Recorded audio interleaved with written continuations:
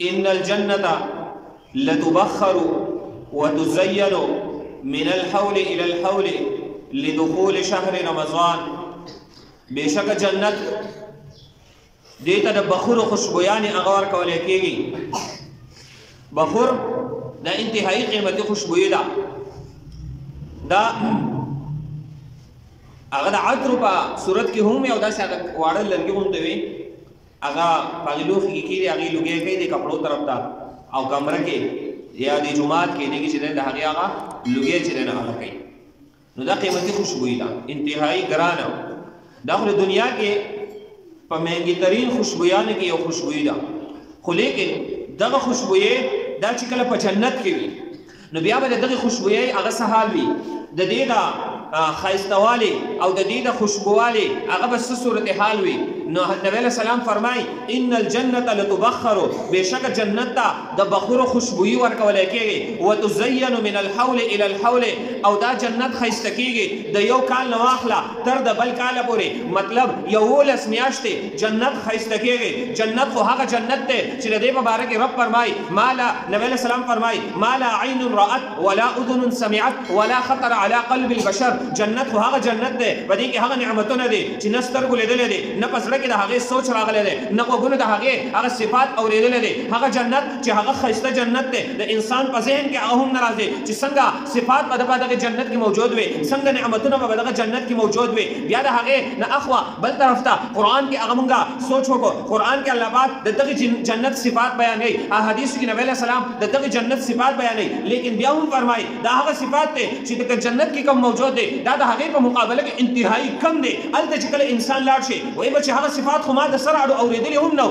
زکر کم صفات چی ما اوریدلی ہو دا حقی انتہائی زیاد دے زکر ہوئی ولا خطر على قلب البشر دے انسان پا زرگی دا حقی سوچ حقا نشرات لے چی دا بس قسم نعمتنا با دا جنت کی موجود وے دیو طرف تک ہمونگا اگورو جنت انتہائی خیستہ دے انتہائی حسین دے چی دا انسان پا زرگی دا حقی سوچ حقا نشرات لے خیستہ والے لیکن دا حقی باوجود یولس میاشتے دا جنت خیستہ کے گئے یولس میاشتے تیاریانی کیے گئے یو میلمہ چی دن اگر آزے دغ میلمہ پر آتک کے کور چی دن اگر خیستے کیے گئے و علکہ حجی سے حج نر آزے علکہ زمون پا کور کی چی دن اگر خادی دا وعدد ہے کور چی دن اگر خیستے کیے گئے کور انزلہ کیے گئے کور ترنگونا ورکولے کیے گئے و کور کے قسمہ قسم لیٹونا اگر لگولے کیے گئے انتہائی چی دن اگر احتمام کیے گئے ولے علکہ یو تقریب زمون پا کور کی روان دے دہاں تقریب دوبارہ مونگا کور چی دن اگر خیستے کو لیکن جنت خوب اخبال خیستے دے دے خائص نسو ضرورت دے بیا ہم رب نبی علیہ السلام فرمائی چی دغا جنت لتزین من الحول الى الحول دا یو کال نواخلا تر دا بل کار گوری دغا جنت اگا خیستا کولے کیے گئی وجہ صدا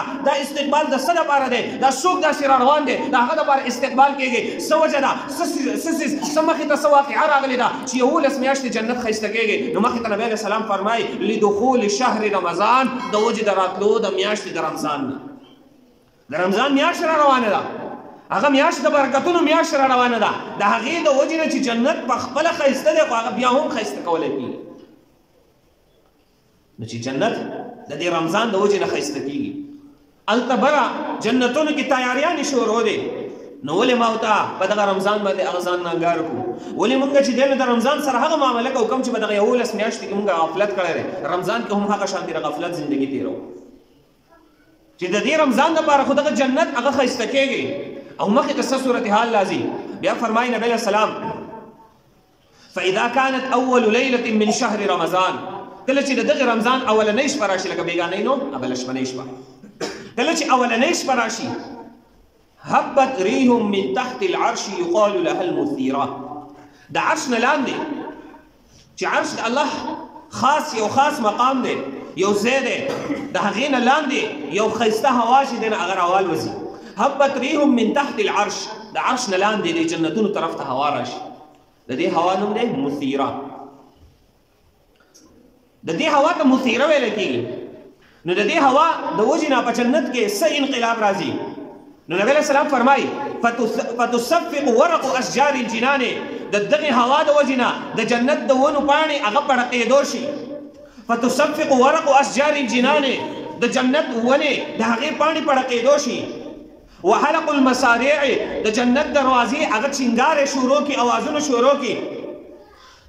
نو آیا پا دنیا کے خمونگا گورو دا دروازہ چنگار کے آواز کے دا پا انسان بدلے نو ذهن ته سوال راسي چې یاره دغه اوازونه دي سلی ده دا به هم د دې دنیا په شانتي بد به لګي په انسان باندې وایي نه فیسمع لذلک طنین د دې لپاره به داسې یو اواز هغه اورېدلی شي لم يسمع السامعون احسن منه داسې یو ښایسته اواز به یې د دې لپاره چې غوږونو به داسې ښایسته اواز چېرته هغه هم نه یې اورېدلی په دنیا کې خلک لکه پلانکي کس اواز ډېر ښایسته دی هلکه دا پلانکی اواز ډېر ښایسته دی یو مرغۍ د ډېر ښایسته اواز دی خو لیکن د جنت دغه دروازې او دا پاڼې چې کوم اواز کوي د روژې په اولنۍ شپه کې دا به داسې اواز چې غوږونو به داسې ښایسته اواز چېرته نه اوري فيسمع لذلك طنين لم يسمع السامعون احسن منه داسې ښایسته اواز به چا نه یې اورېدلی فتبرز الحور العين ګوره کله چې دا جنت دومره ښایسته شو 11 میاشتې او دا روژې په اولنۍ شپه کې د هغه هوا راوالوتل او یو ښایسته انقلاب راغی د کم څیز دپاره د کم وخت دپاره چې تیاری و هغه شپه راله بیا مخې ته دا 29 ورځې دا ټول دغه د رمضان هغه صورتحال دی نو په دې جنت کې چې عمده یو مهمان هغه موجود دی چې د هغې صفات په احادیثو کې انتهایی زیات بیان شوي دي چې هغه حور عینا ده غټو سترګو واله هورې حور مقصورات فی الخیام هغه هورې چې په خیمو کې هغه بندې ساتلی شوي دی لم یطمثهن انس قبلهم ولا جان نه ورته یو انسان هغه لاس وروړی مسه کړی نه یو جن پیري ورته لاس وروړی دی په خیمو کې هغه بندې چې دی نه هغه ساتلی شوی دی لیکن نن د رمضان شپه ده نن چې دی نه هغه د خپلې خیمې نه راوځي فتبرز الحور العین حتی یقفنا بین شرف الجنة دغه هورې د خپلو خیمو نه راوځي تر دې چې په دغه بنګلې د صحن ته هغه راوځي فینادینا په دغه ټایم کې هغه اواز کوي چې یاره دغه جنت خو ښایسته شوی دی د رمضان دپاره دغه رمضان چا ته ورکړی شوی دی دغه رمضان د نبی علیه السلام امتي ته ورکړلی شوی دی دغه امتي ته د نکاح چې دی نه هغه پیغام لیږي دغه اواز کوي فتبرز الحور العین حتی یقفنا بین شرف الجنة فینادینا هل من خاطب الى الله فیزوجه دغه حور عینا هغه اعلان کوي آیا څوک داسې شته دی چې هغه زما سره نکاح وکړي دغه حور عینا نن چې دی نه هغه یو مسلمان ارمان لري ارزو لري ای ربا جنت کې ماته حور عینا راکړي لیکن هغه حور عینا د دغه روژهدار چې دی نه هغه دعا کوي ای الله زما نکاح چې دی نه هغه د دغه روژهدار سره هغه وتړی څوک شته دی یو روژهدار شته دی چې دغه رمضان د دغه روژهدار دپاره ښایسته کېږي ای الله څوک شته دی چې زما سره هغه نکاح وکړي نو دا نکاح دا به د دغه روژهدارو سره تړلی بیا دغه حور عینا تپوس کوي یا رضوان الجنه ای د جنت رضوان فرشتې په جنت یو فرشته مشره ده نور پکې ګڼې فرشتې دي یو پکې مشره ده د هغې نوم دی رضوان نو دغه حور عینا رضوان ته اواز کوي یا رضوان الجنه ای د جنت رضوان فرشتې ما هذه الليله دا څه شپه دا دومره جنت د دې لپاره ښایسته کېدو دا شپه راله او داسې ښایسته هوا د دې شپې خو راته لږ وضاحت وکړه که نو دا کومه داسې یو داسې څه قسمه دا شپه ده چې دومره تیاریانې د دې لپاره کېدلې د رمضان دپاره دغه یوه شپه نو بیا دا ټول چې دی رمضان دپاره خو د اولې شپې نه د دې شروع وشي نو رضوان ورته جواب ورکوي هذه اول ليله من شهر رمضان دا د رمضان اولنۍ شپه ده رمضان شروع شو د نبی علیه السلام په امت باندې دا د هغې اولنۍ شپه چې دی نه هغه شروع شوه نن په دې جنت کې د انقلاب چې کوم لیدلی کېږي دا د هغې نتیجه ده نو نن هم رمضان شروع شوی دی دویمه ورځ ده د هر رمضان کې چې نن په جنت کې دغه انقلاب او دغه هورې د دغې روژهدارو هغه انتظار کوي بیا چې دی نه هغه رضوان ورته وایي دا اولنۍ شپه د رمضان ده فتحت ابواب الجنة په دې کې د جنت دروازې هغه کولاو کړلی شوي من امت محمد صلی الله علیه وسلم صیام د نبی علیه السلام د امت د روژهدارو دپاره د جنت دروازې هغه کولاو کړی شوي بیا راوي فرمایي قال ويقول الله عز وجل الله ارشاد فرمایي په دغه شپه کې الله مختلف ارشادات فرمایي مخکې به راځي انشاءالله خو درې قسمه حکمونه الله چې دی نه هغه فرشتو ته کوي درې قسمه فرشتو ته کوي یو فرشته د جنت فرشته د رضوان یو حکم رضوان ته کوي نو رضوان ته څه فرمایي فيقول الله عز وجل الله فرمایي یا رضوان الجنة ای د جنت رضوان فرشته افتح ابواب الجنان د جنت دروازې هغه پرانه زه کولاو کا ځکه د میلمه میلمستوب دا دی کله چې یو میلمه راځي د مخکې نه ورته دروازې چې دی هغه کولاو کړلی شوی وي په دې سره هغه خوشحالېږي دا د هغه عزت دی د مخکې نه ورته زما د محبوب امت ته د جنت دروازې کولاوې کا دویم حکم کوي مالک ته ویا مالکو مالک چې دی نه دا د جهنم هغه داروغه فرشته ده ویا مالکو ای مالکه اغلق ابواب الجحیم د جهنم دروازې هغه بندې کا دریم حکم کوي جبریل علیه السلام ته ویا جبرائیلو ای جبریله اهبط الى الارض ځمکې ته چې دی هغه لاړ شه کوشه جبریل علیه السلام حیران دی زما ډیوټي خو دا ده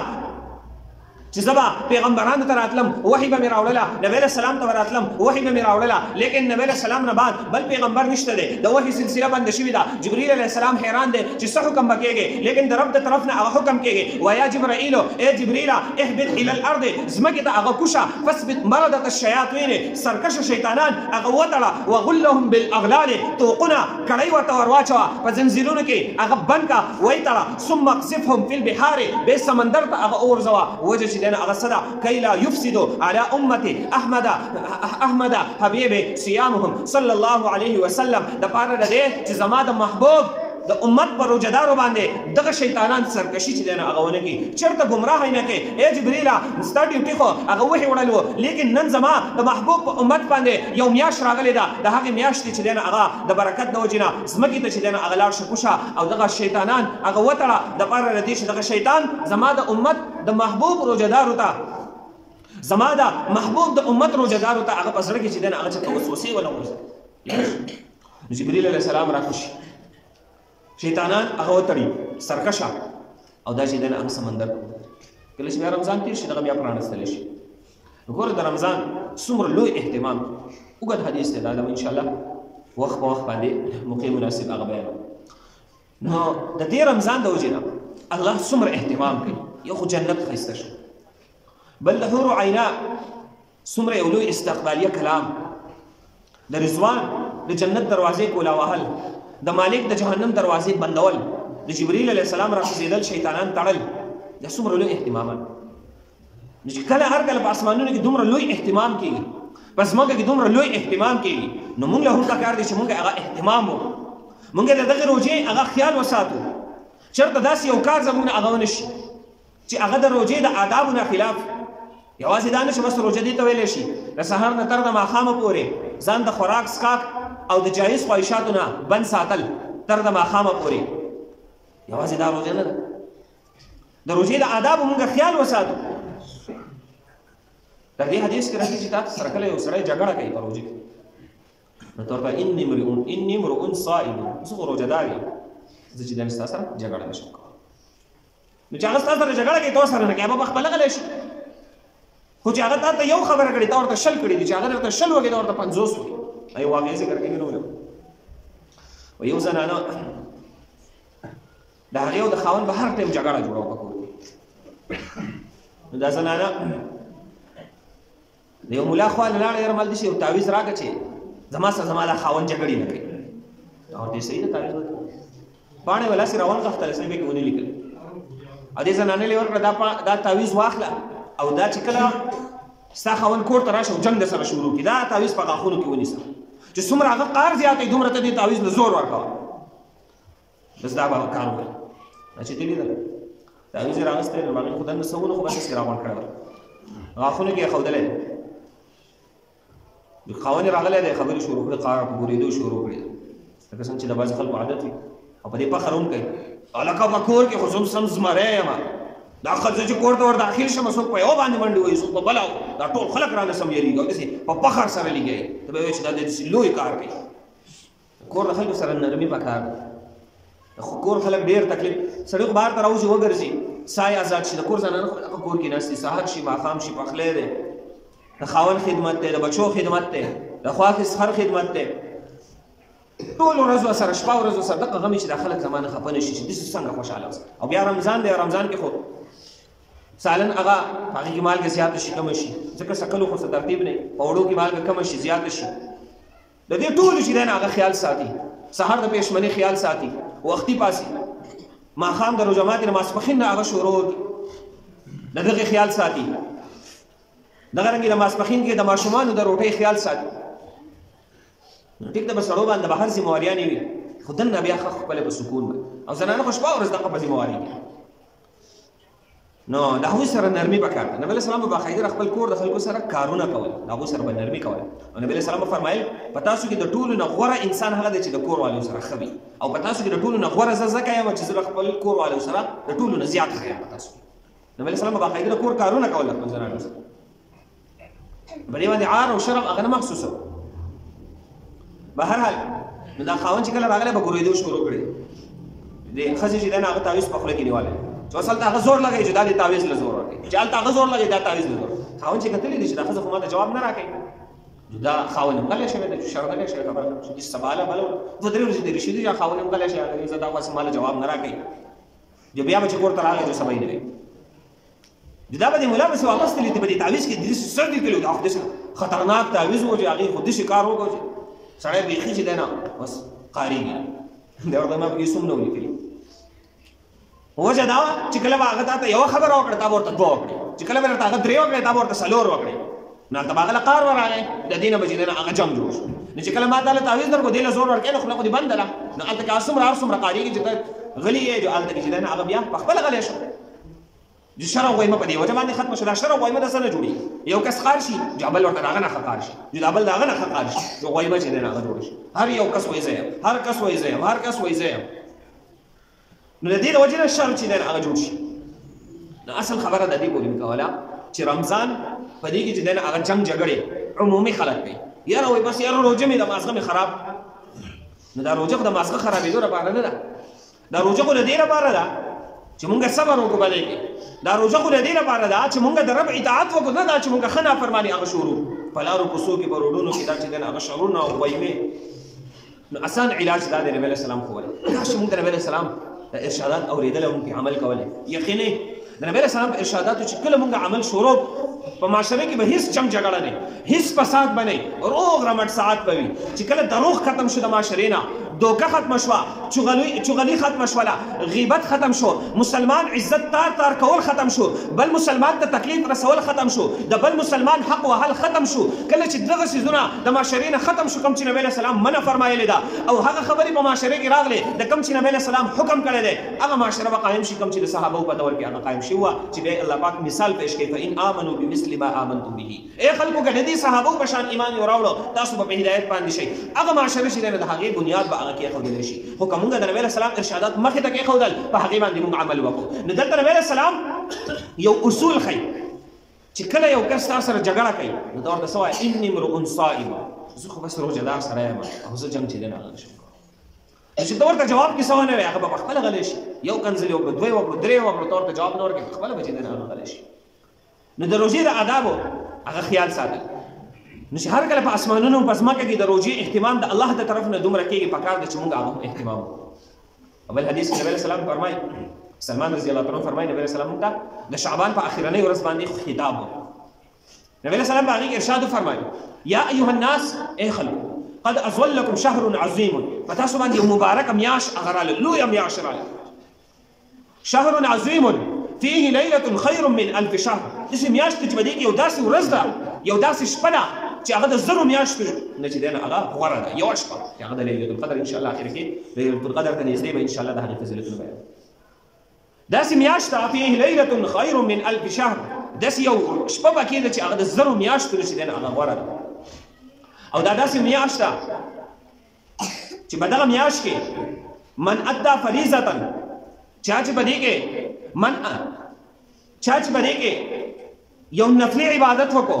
دته د دین نفل ثواب هغه په فرض باندې میلاویږي. ومن ادى فریضة كان كمن ادى 70 فریضة فيما سواه. او چا چې یو فرض په دې کې ادا کو دا داسې دي لکه او یا فرض چې بغیر رمضان کې هغه ادا کړي. مونږ اوس دا یو مونځ کوو د جمعې په دې رمضان کې چې یو د جمعې مونځ وکړو مثلا دا داسې دي لکه په غیر رمضان کې چې مونږ 70 د جمعې مونځونه وکړو. یو د سحر مونځ مونږ په رمضان کې وکړو دا فرض، داسې دي لکه په غیر رمضان کې چې مونږ او یا فرض مونځونه وکړو. خو داسې نه چې بس یار یو مونځ یې وکړو او یا مونځونه رانه ساقط شو بس په کور کې دي نه هغه بس ودې شو بس بېغمه شو مونځونه. خو ما د یو مې کړی دی او 70 مونځونه ثواب راته میلاو. ثواب جدا خبره ده او فرض چې دی نه هغه ختمېدل ساقطېدل د ذمې نه جدا خبره. د دې فرض مونځونو او یا فرض مونځونو ثواب ورته میلاوي.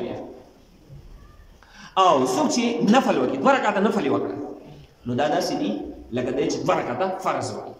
نو د فرض او په نفلو کې ډېر زیات فرق دی په ثواب کې. نو په رمضان کې نفل داسې دي لکه په غیر رمضان کې چې یو سړی فرض هغه وکړي. نو ګوره دا د الله پاک د طرف نه څه دي؟ هغه د پیکیجونو میاشت دا د الله د طرف نه هغه د افر میاشت ویل افر سیل پیکیج چې دنه هغه لګېدلی دی. نو دا د الله د طرف نه څه دی؟ د دې انسان لپاره هغه پیکیج دی، یو افر دی د دې انسان لپاره هغه د الله د طرف نه هغه زیاتوالی دی. نو ګوره د الله د طرف نه مخکې حدیث کې ذکر څومره اهتمام دی، اوس دا هم اهتمام دی خو چې مونږ پې عمل نه کوو او مونږ ورته توجه نه ورکوو نو دا رمضان د چا دپاره دی؟ دا خو زمونږ او ستا دپاره الله چې دی هغه مقرر کړی دی چې دغه بنده دی چې دی خپل اعمال هغه زیات کړي. علیه السلام وایي لکه په 100 روپۍ باندې چې دی نو دومره ملتونه میلاوي نو پیسې لږې ملتونه زیات. دغه رنګې دلته عمل هغه کم ثوابونه چې دی نو هغه زیات. نو من ادى فریضة چا چې یو فرض په دې کې ادا کو کان کمن ادى 70 فریضة فيما سواه دا داسې دی لکه دی چې په غیر رمضان کې هغه اویا فرض ادا او یا نبی علیه السلام فرمایي وهو شهر الصبر دا د صبر میاشت ده. نو صبر میاشت یو ذکر شو چې څوک د سره جنگ جګړه کوي نو صبر وکړه ځان کنټرول کړه. بل یاره په کور کې چې دی هغه په پخلي کې څه اخوا دې خوا مال که کمه زیاته صبر وکړه دا د صبر میاشت ده. بل یاره ولږه ده وږی شوی یاره صبر وکړه په دغه ټایم کې داسې نه چې یاره دا خو مړه بیا روژه راغله دا به اوس څه کېږي دا به اوس بیا روژې نیسو دا خو یاره دومره اوږدې ورځې دي دا خو یاره یخني ده زما خو پکې چیته چې دی نه هغه ډول شو او پلان کې دا فریادونه چې دی نه هغه په دې باندې صبر چې دی نه هغه پکار دی. وهو شهر الصبر دا د صبر میاشت ده. وشهر المواسات دا د غمخوارۍ میاشت ده. دا اهم فعل دا د غمخوارۍ میاشت ده چې په دې کې مونږه د بل غریب سره چې دی نه هغه ښه وختي چې دی نه هغه د موبایل کې یو تصویر مخې ته راغی څه کسان ناست دي روژه ماتي او مخې ته به دسترخوان باندې سابه پراته دي او پۍ چې دی نه پۍ یا ماسته دا چې دی نه هغه پراته دي ماشومان ناست دي او کور خلک تصویر ویسته دا چې دی نه هغه به دې باندې افطاري کوله. والله اعلم تصویر صحیح و که نه و. بهرحال خبره د دې پورې چې یو غریب دی زمونږ کره په کور کې هغه ډېر خوراکونه پاخه شوي او یو غریب هغه سوال نه کوي هغه دا نه وایي چې یاره ماته چې دی نه هغه سرا کوي ځکه قرآن مجید کې الله پاک فرمایي ډېر خلک هغه داسې وي چې هغه سوال نه کوي هغه خپل خبره هغه ښکاره کوي نو خو لیکن هغه ډېر زیات مستحق وي ستاسو چې دی نه هغه دپاره. نو ضروري نه ده چې یو سړی هغه سوال کوي یا یو سړی د ظاهر نه غریب ښکارېږي